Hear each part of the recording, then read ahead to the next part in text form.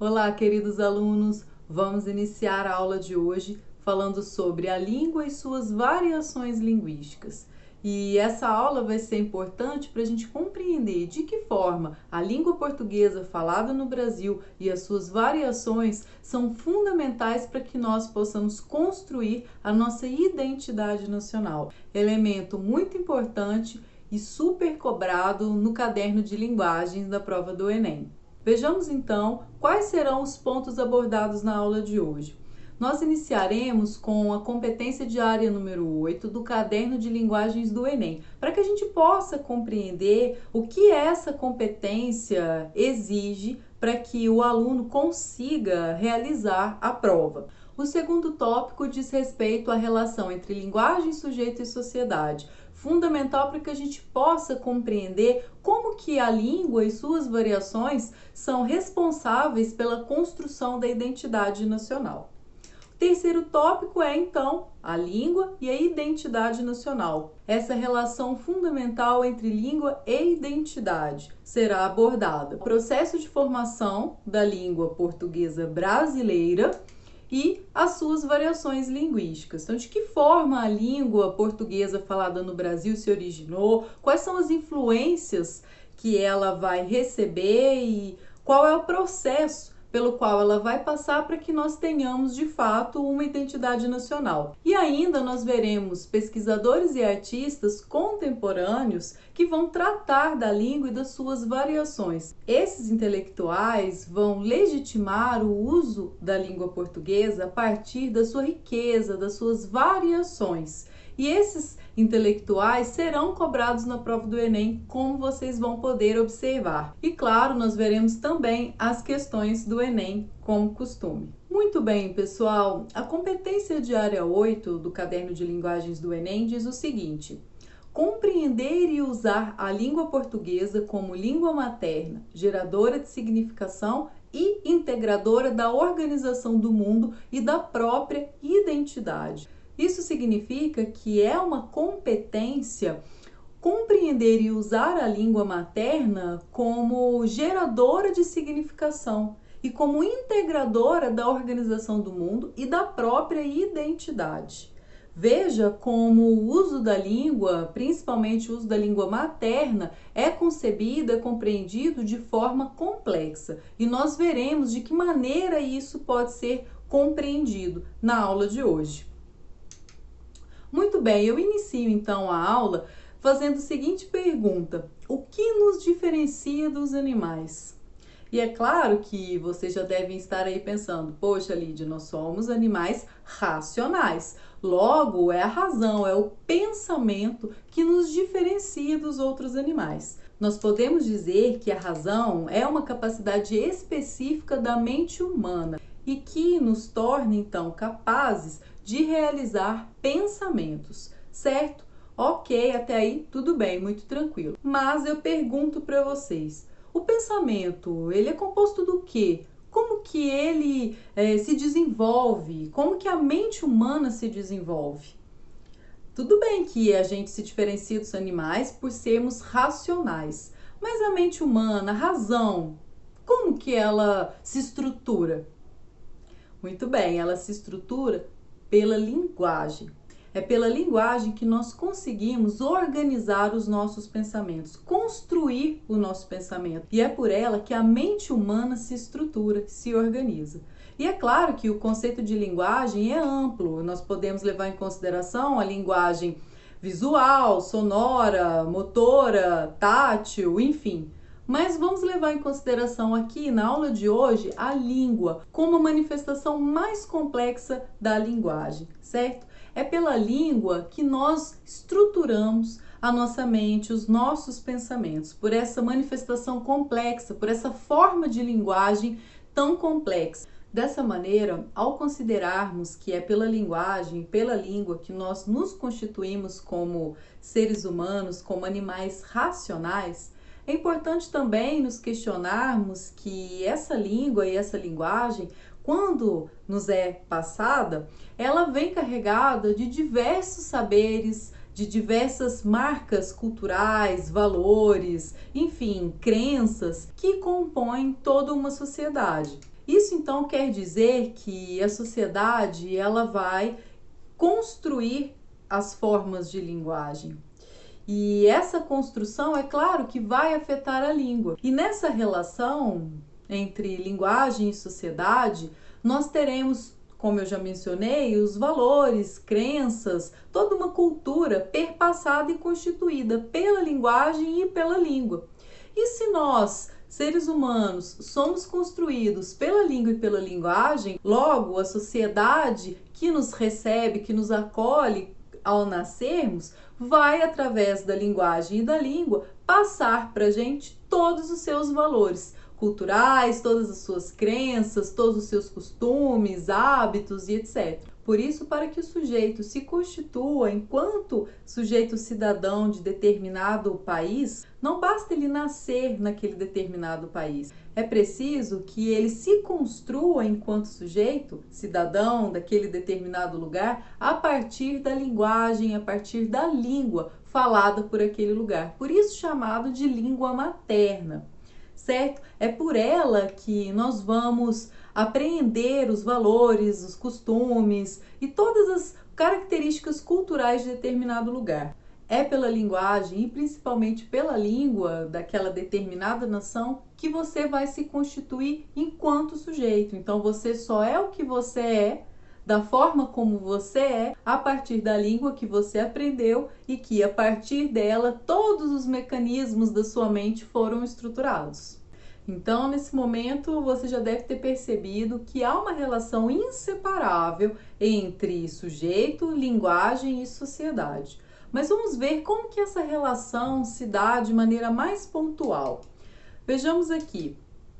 Nesta relação entre sujeito, linguagem e sociedade, nós temos o seguinte: antes que um determinado sujeito nasça, a sociedade já está produzindo a sua linguagem, a sua língua e, através da linguagem, está passando toda a sua cultura, o seu conhecimento, os seus costumes e valores. E ao nascer, ao se constituir enquanto sujeito, é pela linguagem que este sujeito vai se tornar cidadão de determinado lugar social, certo? No entanto, há também o oposto. O sujeito, ele também, ao se desenvolver pela linguagem, ele também atua na sociedade capaz de transformá-la. Então é uma via de mão dupla. Se por um lado a sociedade introduz no sujeito todos os seus valores e crenças, por outro, o sujeito, pela linguagem, também ele é capaz de alterar as formas sociais, certo?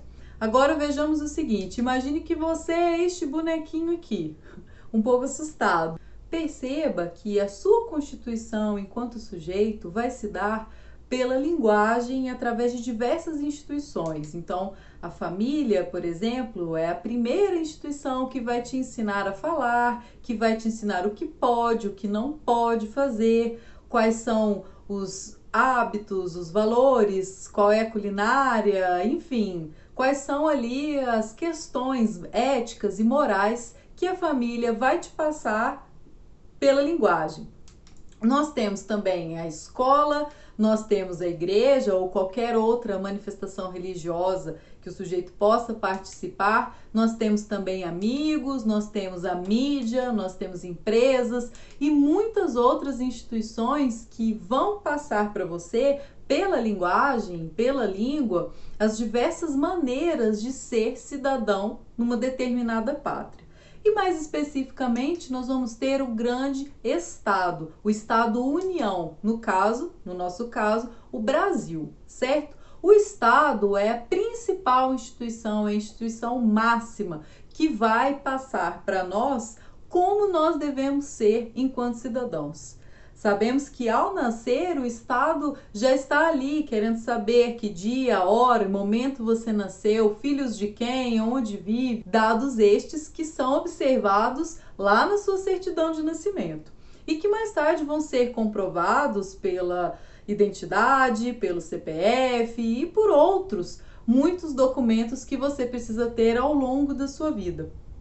Além disso, o Estado também determina, através de suas leis, como você deve ser, como você deve agir e vai também criar formas de te regular, de organizar a vivência em sociedade, em grupo, certo? Muito bem, então, diante disso, vamos voltar para esse tripé entre sociedade, linguagem e sujeito e pensar um pouquinho nas peculiaridades, nas especificidades de ser um sujeito numa sociedade brasileira. E um sujeito, então, como eu falei, brasileiro, sendo constituído pela língua portuguesa falada no Brasil. Este sujeito, ao nascer e ser perpassado ao longo da sua existência por todas essas instituições que eu mostrei, ele vai aprender como ser um cidadão brasileiro, certo? E é pela língua, e como eu disse, pela linguagem, que ele vai se formar enquanto um sujeito brasileiro e não como um sujeito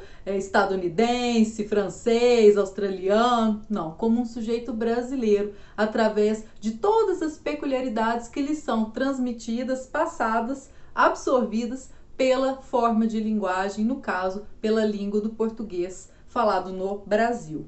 Assim, nós podemos perceber que é pela língua portuguesa falada no Brasil que haverá a constituição do sujeito e, claro, também haverá a constituição de uma sociedade brasileira. Então, se é pela língua que sujeito e sociedade se constroem, logo podemos dizer que a língua de um povo é responsável por sua identidade nacional. Vamos então ao processo histórico para que a gente possa compreender como se dá essa construção da língua portuguesa falada no Brasil. Como vocês sabem, a nossa formação inicial é pela colonização. Nós temos aqui a imposição da língua portuguesa pelos portugueses que, logo que chegaram, já impuseram crenças, valores, costumes e, claro, vão também impor o idioma. Neste interesse que Portugal tinha de ampliar os seus domínios, como a gente já falou lá naquela aula sobre o quinhentismo, nós temos também a tentativa de ampliação da Igreja Católica, que vem junto com as naus portuguesas para o Brasil. E junto neste processo, a igreja manda os jesuítas para que seja iniciado o processo de catequização indígena. E quando os jesuítas chegam em solo nacional, eles vão observar que a língua dos indígenas é uma língua oral e então vão criar uma gramática para compreender a língua que o indígena fala. E ao aprender a língua do nativo, o jesuíta cria uma identificação com aquele sujeito que, a partir de então, a partir daquele momento, passa a falar a língua do habitante, do indígena. E ali, então, com este novo acesso, com essa identificação criada pela língua, o processo de catequização vai ocorrer de uma forma muito mais eficaz. E nesse processo histórico, nós temos a criação de uma língua geral, de uma língua basílica. Essa língua geral, ela então toma como base a língua tupi. E ela é escrita, conforme eu falei, pelos jesuítas. E a língua geral, basílica, ela vai funcionar por praticamente quase todo o nosso período de colonização. Vai influenciar, inclusive, os bandeirantes, que, ao tomarem conhecimento desta língua falada pelos nativos, vão conseguir adentrar em diversas regiões do país, alargando a civilização.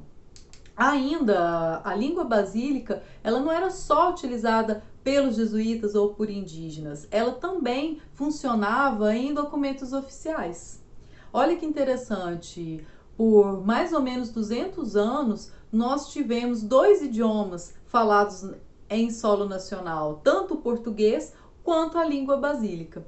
No entanto, percebendo a tática da igreja em utilizar uma língua que não era portuguesa, uma língua indígena, Portugal se viu ameaçado, uma vez que, como a gente já falou, é pela língua que sujeito e sociedade vão se construir e vão se identificar e criar uma identidade. Então, o que acontece? O Marquês de Pombal, ele vem para o Brasil, expulsa a Companhia de Jesus e proíbe toda e qualquer circulação de textos que utiliza a língua geral.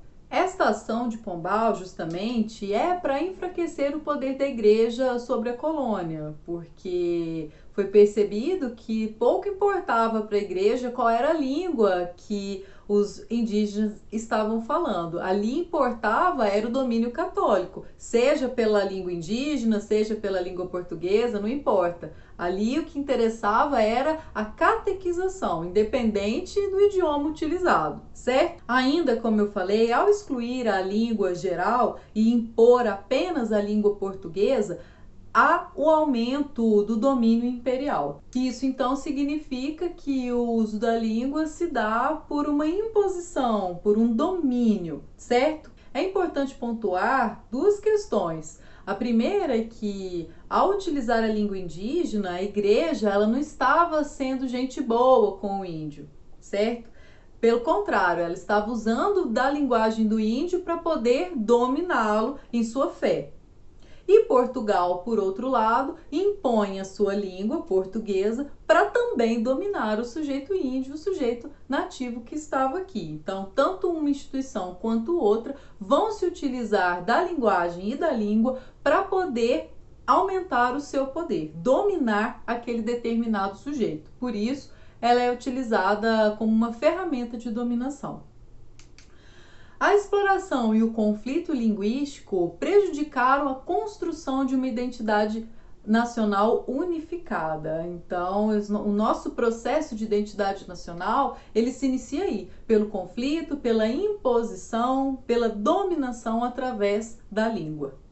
Dando continuidade ao nosso processo histórico, nós temos outro fator muito importante que é a escravidão, que vai durar mais de 300 anos aqui no Brasil. É pela escravidão que nós temos uma imensa troca cultural entre o sujeito negro escravizado e o sujeito brasileiro aqui em solo nacional. Essa troca cultural vai fazer com que nós passemos a conhecer a cultura, os costumes, a culinária, as crenças e valores de determinados povos que aqui estavam, no caso, o sujeito africano, certo? Essa troca cultural, então, vai influenciar sobremaneira a língua falada aqui no Brasil.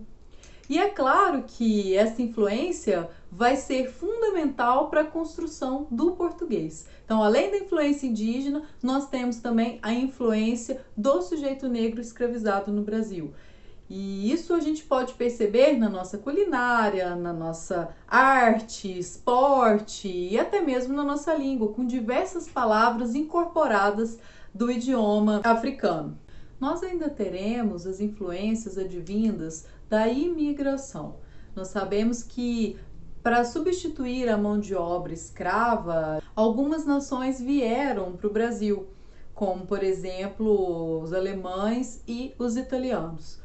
E claro que após esse período nós tivemos ainda muitos outros imigrantes e até hoje no século XXI, nós ainda temos imigrantes chegando no Brasil e claro, acrescentando sua cultura, todos os seus valores na nossa língua e também nos nossos hábitos nacionais, certo? Então isso significa que a imigração também vai influenciar a nossa língua, também vai exercer grande influência na construção do português falado no Brasil e este processo não acaba lá atrás, como eu falei, ele ainda é vivo, ele ainda continua. Na medida em que vamos recebendo o sujeito imigrante, a nossa língua vai sofrendo essa alteração, certo? E claro, os nossos costumes, hábitos e outros elementos da nossa cultura também vão sofrer essa influência. E temos ainda os estrangeirismos. O que são esses estrangeirismos? São palavras de outras nações que acabam sendo incorporadas na nossa língua. E elas advêm por diversos meios. E hoje em dia a mídia é um dos principais meios que faz com que esses estrangeirismos cheguem para nós e, claro, passem também a incorporar os nossos modos, hábitos. Exerce também, como eu falei, grande influência na língua portuguesa. Palavras como hot dog, mouse, delivery, ketchup, essas e outras palavras de influência norte-americana já habitam há muito tempo a nossa rotina, o nosso cotidiano linguístico. Assim como antes a influência francesa também já habitou. Como exemplo disso, a gente pode citar as palavras abajur, garçom, sutiã, enfim, etc. Essas palavras acabam sofrendo este processo de abrasileiramento, certo?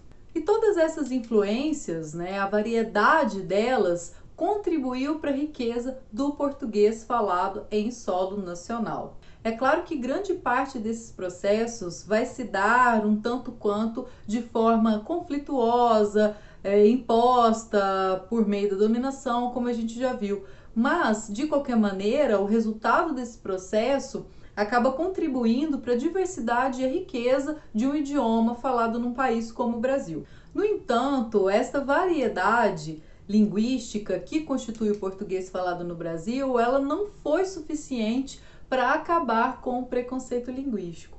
E nós veremos já já o que é este preconceito linguístico. Se nós temos ainda hoje o preconceito racial, por exemplo, pode ter certeza que o preconceito linguístico ele é anterior ao preconceito racial. E nós veremos aí como que isso vai funcionar. Embora eu já tenha falado sobre as variações da língua portuguesa, vamos melhor conceituar este termo. As variantes linguísticas, então, nada mais são do que as variações do uso da língua pelos sujeitos, pelos falantes. E que falantes são esses? No nosso caso, os sujeitos brasileiros, certo? E o uso da língua, ele sempre deve ser vinculado a determinado contexto social. Lembra que eu falei agora há pouco que há uma relação estreita entre sujeito, língua e sociedade? Então não há possibilidade da gente estudar o sujeito, a sua língua, fora de um contexto social. Justamente porque este movimento tríplice, ele está intrincado, ele não se separa, certo? Vamos então refletir sobre esse sujeito brasileiro. O brasileiro vive em realidade e contexto sociocultural muito diferente. São muitas as nossas realidades e muitos nossos contextos socioculturais. E em relação ao uso da língua, nós precisamos levar em consideração que ele não é estático, ele sofre modificações a todo tempo. Então, se ele não se desvincula de um nicho social, de um contexto sociocultural, ele também é dinâmico, ele sofre modificações a todo tempo. Assim, pensando nessa dinamicidade do uso da língua e nas diversas realidades e contextos socioculturais dos brasileiros, é importante a gente pensar na diversidade brasileira devido aos fatores geográficos, históricos e sociais que nós vimos agora há pouco e muitos outros que nós vamos falar agora. Nós temos, compondo essa diversidade nacional, além desses elementos geográficos, históricos e sociais, nós também temos outras diversidades que nos constituem enquanto cidadãos brasileiros. Um deles, por exemplo, é a variante do uso da língua que se dá pelo gênero. Além da variação do feminino e do masculino, nós temos hoje diversas outras variações de gênero. E mesmo que uma determinada parte mais conservadora da nossa sociedade não aprove ou não queira, o sujeito que se identifica por uma variedade de gênero para além do feminino e do masculino vai continuar existindo. E ele tem uma linguagem, ele usa uma língua própria, específica de seu grupo. Além dessa diversidade de gênero, nós temos também a diversidade advinda pela região geográfica. Se no mesmo estado nós temos tantas diferenças, como por exemplo em Minas Gerais, que é o estado com mais municípios do Brasil, e ele apresenta uma diversidade tão grande se compararmos as suas regiões. O sul de Minas é diferente do norte, que é diferente do Triângulo Mineiro, que é diferente do centro-oeste. Enfim, nós temos no mesmo estado diferenças vocabulares, diferenças com o sotaque, diferenças culturais, valores diferentes. Enfim, se no mesmo estado nós temos tantas variações, imagina num cenário nacional amplo. Cada região vai apresentar pela língua, pela linguagem, suas especificidades, certo? Nós também temos variações pela idade.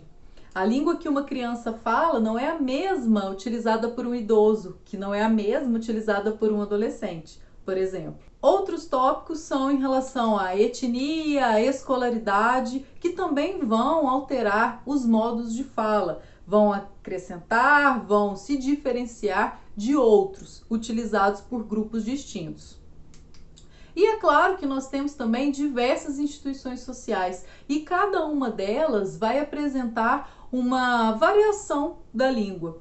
Então é importante que quanto mais variedade linguística nós consigamos utilizar dentro da nossa sociedade, maior será a nossa inserção nesses espaços sociais distintos. Isso quer dizer que numa mesma sociedade é preciso ser poliglota, é preciso dominar diversas variações, diversas variantes da língua para que nós possamos de fato exercer a nossa cidadania.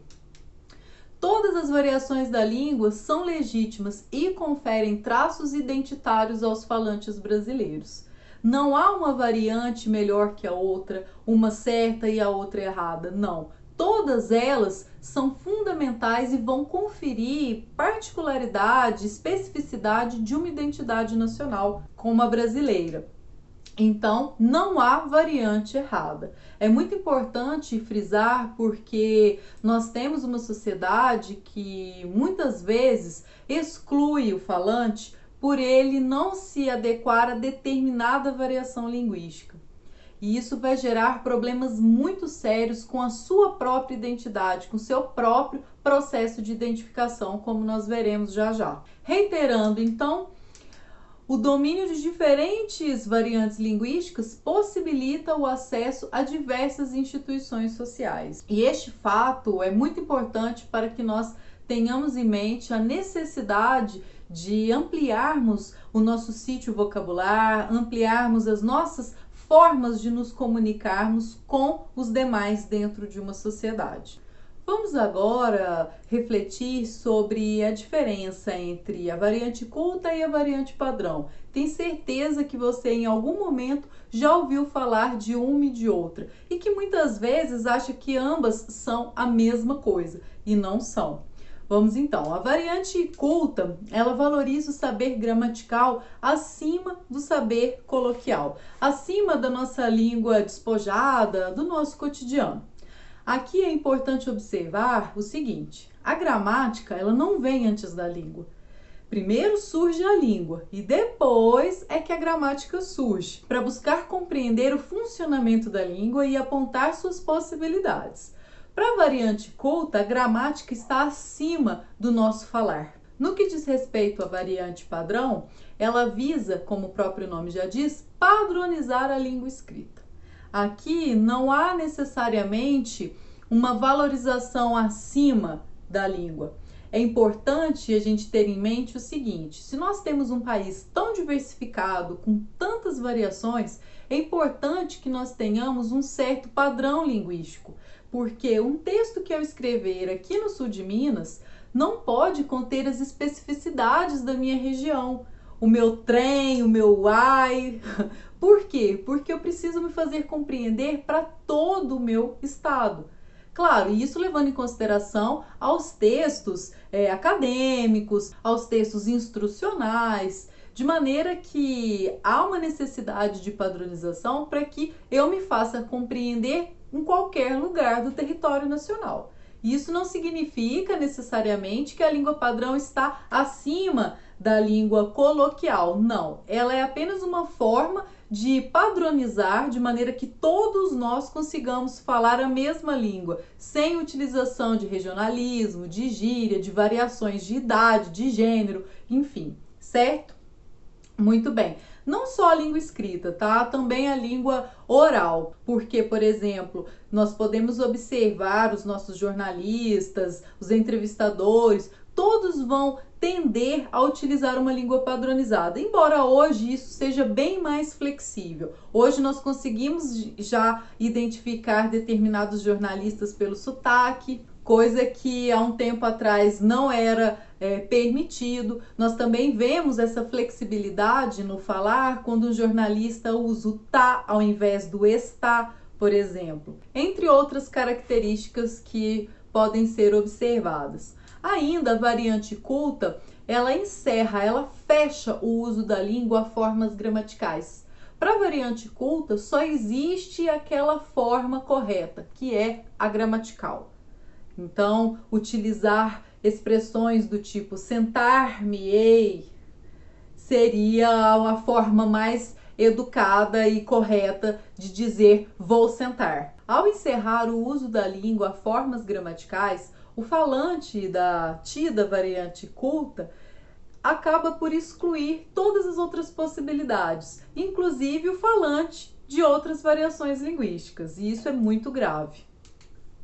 A variante padrão, ela toma como base as regras gramaticais. Conforme eu falei, há uma necessidade de padronizar a língua. E é claro que a gramática é uma dessas maneiras. E a variante padrão, então, vai exigir do falante ou daquela pessoa que está ali produzindo um texto escrito que ele se adeque à norma padrão. E isso, então, leva em consideração o uso da gramática. É preciso se atentar à regência verbal e nominal, às concordâncias verbais e nominais, o uso adequado dos pronomes, entre outras questões que a gramática vai colocar para que haja essa padronização do uso da língua. Ainda, a variante culta é considerada como uma variante elitizada. Nós temos então falantes de uma dada classe social que vão se colocar como grandes exemplos de falantes da variante culta.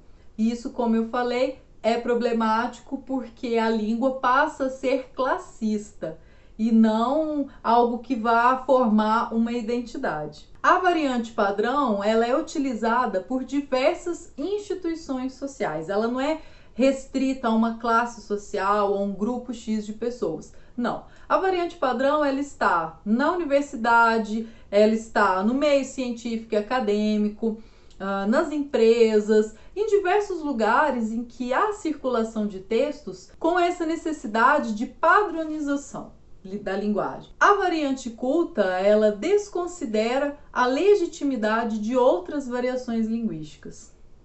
Ou seja, para estes falantes, só há uma variante correta.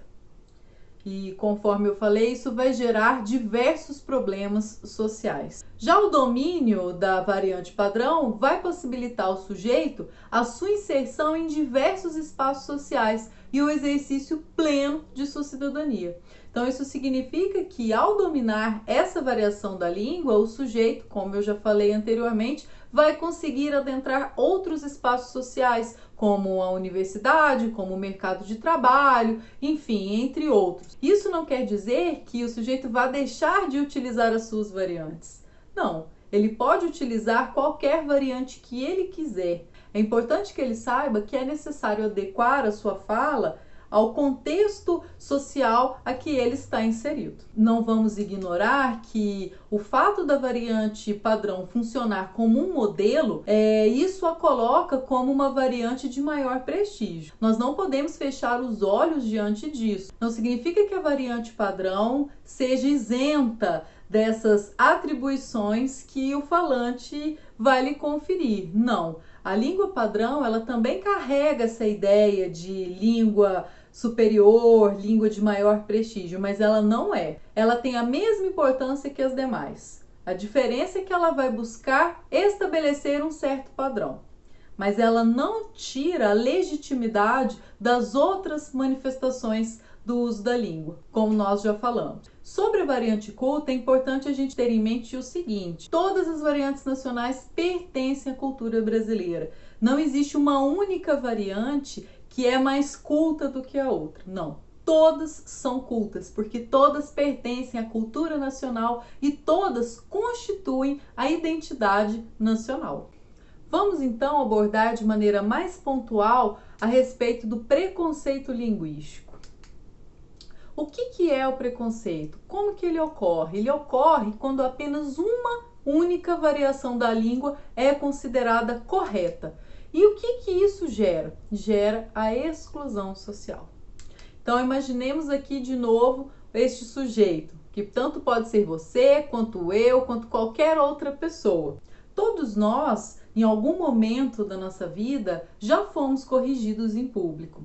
Imagino que todos vocês, sem exceção, Todos nós, de maneira geral, nos sentimos péssimos, nos sentimos muito mal quando alguém corrige a nossa forma de expressão. As pessoas vão dizer: menino, não é assim que se fala, essa palavra está errada. Todo mundo tem um tio metido agramático que vai fazer uma correção sobre a língua, sobre a variante que você está utilizando, não é mesmo? Muito bem. Agora imagine um sujeito que sofre essa exclusão social pela língua por diversos setores, não só por aquele parente chato, mas por diversos outros locais sociais. Essa correção que todos nós sofremos e que vamos sofrer, inclusive, nos bancos escolares, faz gerar em cada um de nós uma insegurança em relação ao uso da própria língua. Muitos vão dizer que não sabem o próprio idioma.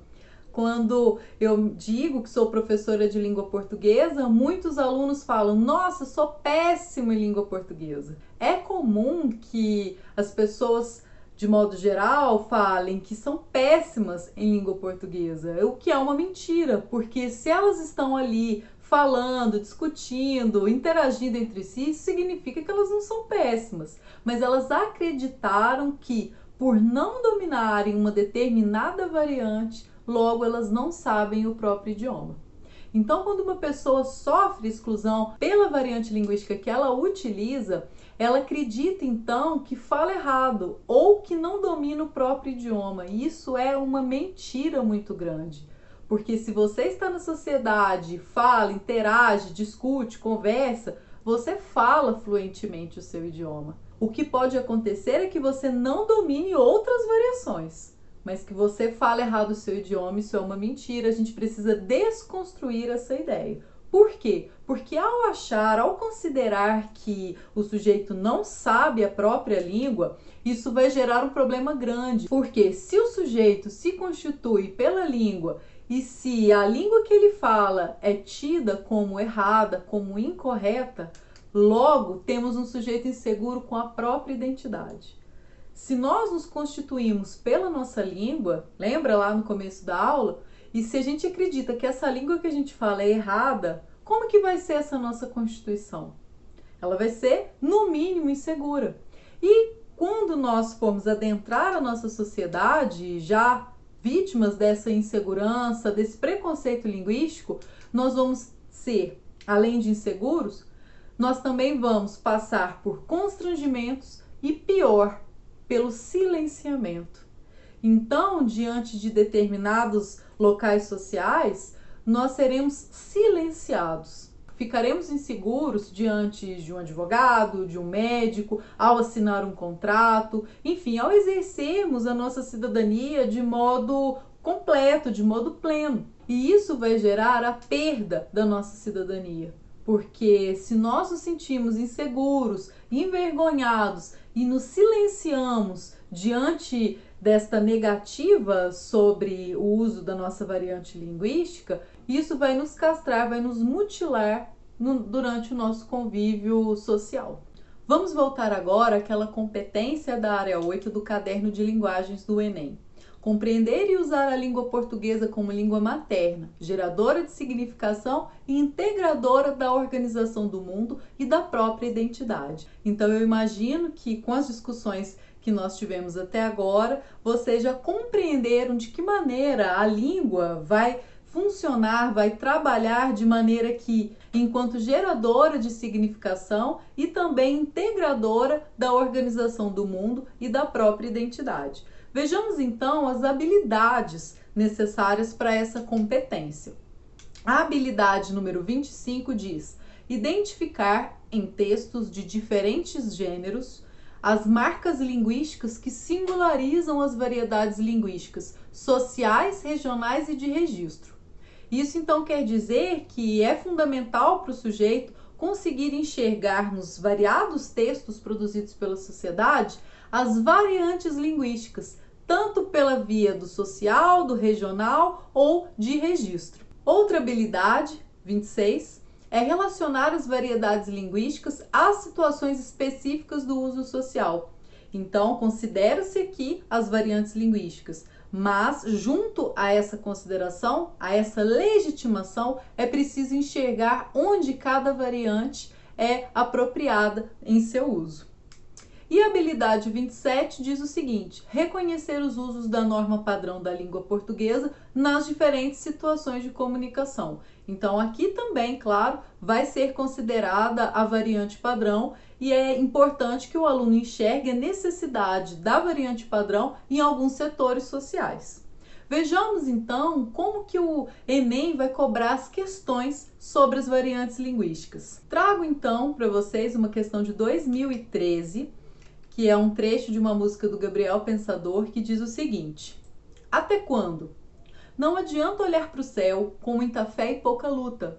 Levanta aí que você tem muito protesto para fazer e muita greve. Você pode, você deve, pode crer. Não adianta olhar para o chão, virar a cara para não ver. Se liga aí que te botaram numa cruz e só porque Jesus sofreu não quer dizer que você tenha que sofrer. Vejamos o enunciado. As escolhas linguísticas feitas pelo autor conferem ao texto a. Caráter atual pelo uso de linguagem própria da internet. B. Cunho apelativo pela predominância de imagens metafóricas. C. Tom de diálogo pela recorrência de gírias. D. Espontaneidade pelo uso da linguagem coloquial. E. Originalidade pela concisão da linguagem. E aí, já sabem a resposta? Podemos ir a ela? Vamos então. A resposta é a letra D. Espontaneidade pelo uso da linguagem coloquial. Nesse trecho da música, não há uso da linguagem própria da internet, conforme está na letra A. Não temos também predominância de imagens metafóricas. Nós temos sim uma comparação com a crucificação de Jesus, mas não significa que todo o trecho haja predominância de imagens metafóricas. Na letra C, nós temos sim um tom de diálogo, mas não pela recorrência de gírias. A gíria, se liga aí, por exemplo, mas não significa que esse tom de diálogo se dê pelo uso de gírias, ainda mais de forma recorrente, certo? E a letra E mostra que o texto é original pela concisão da linguagem, pela linguagem enxuta, breve, não necessariamente. Há sim no texto um trecho conciso, como a gente pode perceber no quarto verso, e muita greve você pode, você deve, pode crer. No entanto, não significa que todo o texto seja conciso, seja assim, rápido, resumido. E a alternativa D vai demonstrar a espontaneidade pelo uso da língua coloquial que se apresenta durante todo o trecho da música. Temos então aqui um exemplo da variante linguística social. Trago então outra questão do Enem de 2016 sobre as variantes linguísticas. Mandinga era a denominação que, no período das grandes navegações, os portugueses davam à costa ocidental da África. A palavra se tornou sinônimo de feitiçaria porque os exploradores lusitanos consideraram bruxos os africanos que ali habitavam. É que eles davam indicações sobre a existência de ouro na região. Em idioma nativo, mandinga designava terra de feiticeiros. A palavra acabou virando sinônimo de feitiço, sortilégio. No texto, evidencia-se que a construção do significado da palavra mandinga resulta de um ou de uma A. Contexto sócio-histórico. B. Diversidade técnica. C. Descoberta geográfica. D. Apropriação religiosa. E E. Contraste cultural. Podemos ir à resposta? Já sabe qual é a correta? Letra A. Contexto sócio-histórico. Pelo texto que a questão nos traz, fica claro que o significado da palavra mandinga foi construído de maneira sócio-histórica pelos portugueses que ali chegavam na costa ocidental da África. A palavra se tornou sinônimo de feitiçaria porque os exploradores lusitanos consideraram bruxos os africanos que ali habitavam. Ou seja, foi um sentido construído de maneira sócio-histórica. Olha o enunciado. No texto evidencia-se que a construção do significado, ou seja, o significado não estava pronto, ele foi construído, certo? Mesmo que tenha outro sentido para os africanos que moravam ali, este sentido então acabou ficando de lado, uma vez que os portugueses atribuíram outro à palavra, certo? Muito bem, então aí a gente exclui a diversidade técnica, descoberta geográfica, apropriação religiosa, que não tem nada a ver, e o contraste cultural. Embora este contraste cultural, essa questão religiosa estivessem ali por trás, é claro que elas não são suficientes neste exemplo para construir o sentido. O sentido ele é construído por uma questão sócio-histórica. Outra questão interessante é essa do Enem de 2014. O texto se chama Olha eu aqui de novo. Olha eu aqui de novo chachando. Olha eu aqui de novo para chachar. Vou mostrar para esses cabras que eu ainda dou no couro. Isso é um desaforo que eu não posso levar. Que eu aqui de novo cantando, que eu aqui de novo chachando. Olha eu aqui de novo mostrando como se deve chachar. Vem cá, morena linda, vestida de chita, você é a mais bonita desse meu lugar. Vai, chama Maria, chama Luísa, vai, chama Zabé, chama Raquel, diz que eu tô aqui com alegria. Vamos ao enunciado. A letra da canção de Antônio de Barros manifesta aspectos do repertório linguístico e cultural do Brasil. O verso que singulariza essa forma característica do falar popular regional é A. Isso é um desaforo. B. Diz que eu tô aqui com alegria. C. Vou mostrar para esses cabras. D. Vai, chama Maria, chama Luísa. E E. Vem cá, morena linda, vestida de chita. Bom, o enunciado pede para que nós marquemos um verso que demonstra, né, a especificidade, que singulariza uma forma característica de um falar popular regional. E este falar popular regional, ele está na letra, posso falar? Muito bem. C. Vou mostrar para esses cabras. As demais alternativas não demonstram especificidades de uma fala regional. Aqui nós sabemos que a palavra cabra, neste contexto, né, vou mostrar para esses cabras, nós temos uma variante regional do Nordeste. Vamos a mais uma questão agora do Enem de 2018. Essa questão deu o que falar, vamos a ela. Aquendo Pajubá. Conheço o dialeto secreto utilizado por gays e travestis. Com origem no Iorubá, a linguagem foi adotada por travestis e ganhou a comunidade. Nhaí Amapô, não faça louca e pague meu aqué. Deixe de eque, senão eu puxo teu picumã. Entendeu as palavras dessa frase? Se sim, é porque você manja alguma coisa de Pajubá, o dialeto secreto dos gays e travestis. Adepto do uso das expressões, mesmo nos ambientes mais formais, um advogado afirma: é claro que eu não vou falar durante uma audiência ou numa reunião, mas na firma, com meus colegas de trabalho, eu falo de aqué o tempo inteiro. Brinca.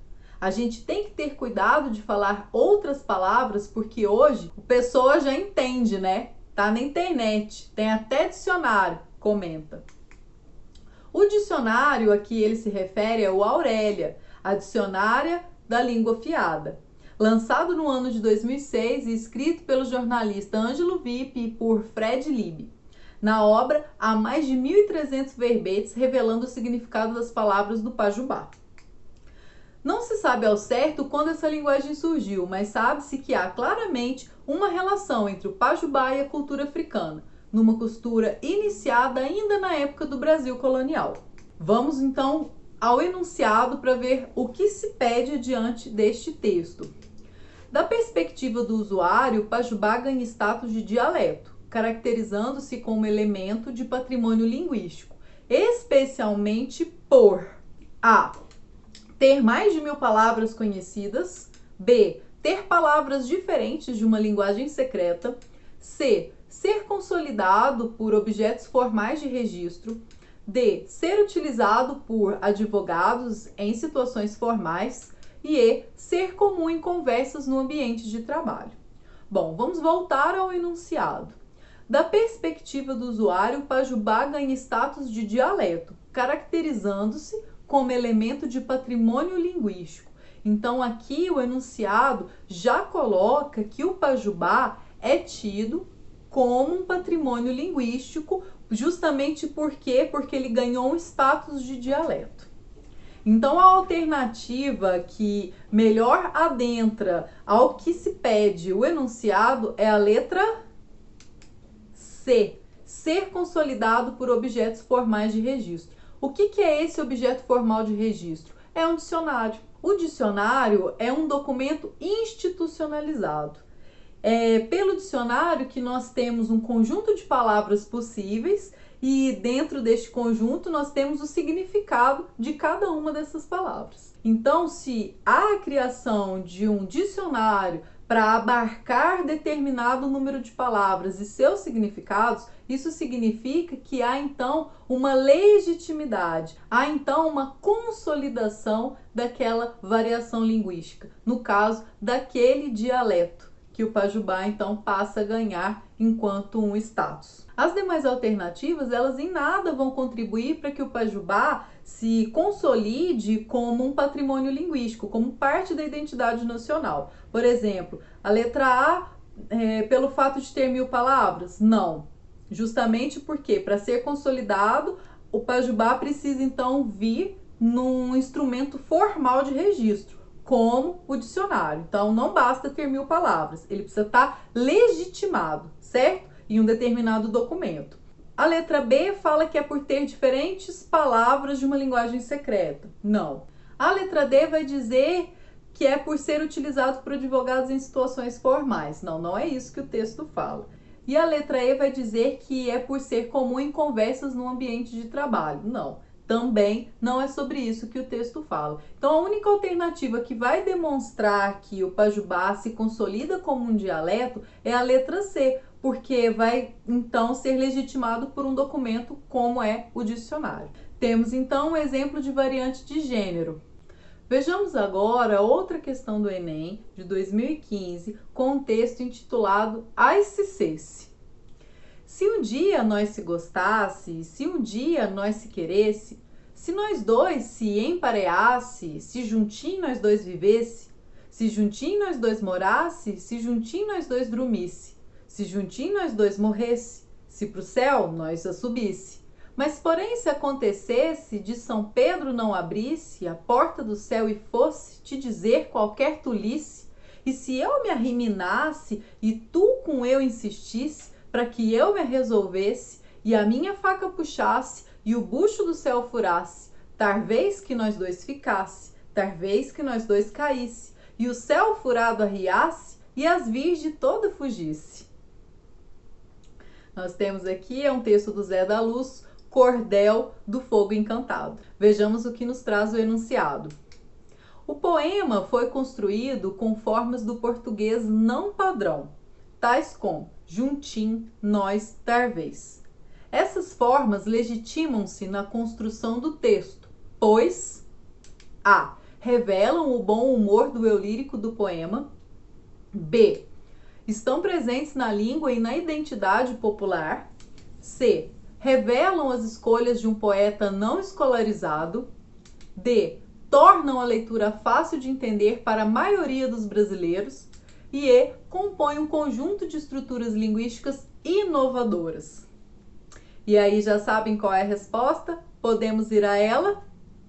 Tenho certeza que vocês acertaram. É a letra B. Estão presentes na língua e na identidade popular. Conforme a aula que nós estamos tendo, não dá para marcar outra alternativa numa questão como essa, não é?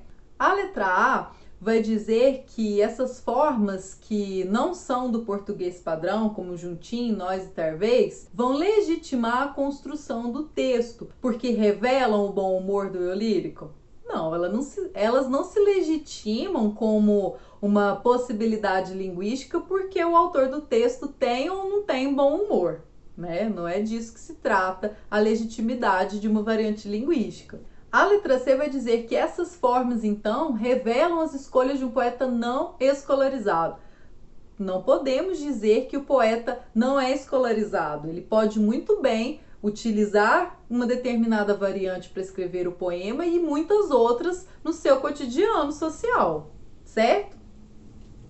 A letra D coloca que então torna uma leitura fácil de entender para a maioria dos brasileiros. Não se trata em tornar fácil ou difícil uma determinada variante. Aqui nós temos uma legitimidade a partir de uma variação de um determinado grupo. Não significa que ela vai ser mais fácil ou mais difícil.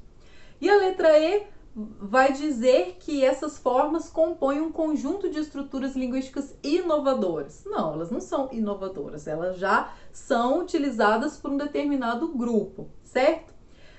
Nós então temos aqui um exemplo de variantes linguísticas populares. Vocês podem até dizer, Lídia, mas não é regional? Não seria uma variante regional? Aqui o texto se enquadra? Sim, aqui o texto se enquadra sim. No entanto, o enunciado, ele não pede para a gente observar as características regionais que aparecem no texto, e sim as formas que não estão dentro da língua padrão. Mesmo porque, se nós olharmos juntinho, nós e talvez, são utilizados em outros contextos que não necessariamente os do Nordeste, por exemplo. Vejamos mais uma questão de 2016, em que temos agora um gênero textual chamado carta, que se inicia assim: Salvador, 10 de maio de 2012, consultoria PC Speed, senhor Pedro Alberto. Assunto: consultoria. Prezado senhor, manifestamos nossa apreciação pelo excelente trabalho executado pela equipe de consultores desta empresa na revisão de todos os controles internos relativos às áreas administrativas. As contribuições feitas pelos membros da equipe serão de grande valia para o aperfeiçoamento dos processos de trabalho que estão sendo utilizados. Queria, por gentileza, transmitir-lhe nossos cumprimentos. Atenciosamente, Rivaldo Oliveira Andrade, diretor administrativo e financeiro. Vejamos o que pede o enunciado. A carta manifesta reconhecimento de uma empresa pelos serviços prestados pelos consultores da PC Speed. Nesse contexto, o uso da norma padrão A constitui uma exigência restrita ao universo financeiro e é substituível por linguagem informal. B revela um exagero por parte do remetente e torna o texto rebuscado linguisticamente. C expressa o formalismo próprio do gênero e atribui profissionalismo à relação comunicativa. D torna o texto de difícil leitura e atrapalha a compreensão das intenções do remetente. E sugere elevado nível de escolaridade do diretor e realça seus atributos intelectuais. Podemos ir à resposta? Já sabem qual é? Muito bem, é a letra C. Expressa o formalismo próprio do gênero e atribui profissionalismo à relação comunicativa. Isso significa que, ao utilizar um gênero textual, carta, dentro de uma determinada empresa, o sujeito precisa se adequar quanto ao uso da linguagem e, claro, para isso utilizar a língua padrão. A letra A vai dizer que o uso da norma padrão constitui uma exigência restrita ao universo financeiro? Não. A norma padrão ela é também utilizada em várias outras instituições, por vários outros universos, e não é exclusividade deste universo financeiro, certo? A letra B vai dizer que revela um exagero, porque o remetente torna o texto rebuscado linguisticamente, exagerado. Não, muito pelo contrário, ele foi conciso, simples, não houve uma linguagem afetada, cheia de inversões gramaticais, por exemplo. A letra D diz que o uso da norma padrão torna o texto de difícil leitura e atrapalha a compreensão das intenções do remetente. Não, muito pelo contrário, o uso da norma padrão é para facilitar o entendimento, para que qualquer pessoa possa compreender aquele texto, uma vez que ele vai abdicar de regionalismos, gírias, etc. E a letra E diz o seguinte: que o uso da norma padrão sugere elevado nível de escolaridade do diretor e realça seus atributos intelectuais. Não, o fato da pessoa utilizar a norma padrão não significa que ela tenha um elevado nível de escolaridade. uma vez que se pressupõe que um nível básico médio de escolaridade já é suficiente para que a pessoa consiga escrever um texto utilizando a linguagem formal. Temos então um exemplo pelo Enem do uso da variante padrão. Queridos alunos, espero que vocês estejam gostando dessa aula sobre identidade nacional e variantes linguísticas. Eu vou dar uma pausa porque ela já ficou bem longa e volto daqui a pouco com a parte 2. Não sai daí!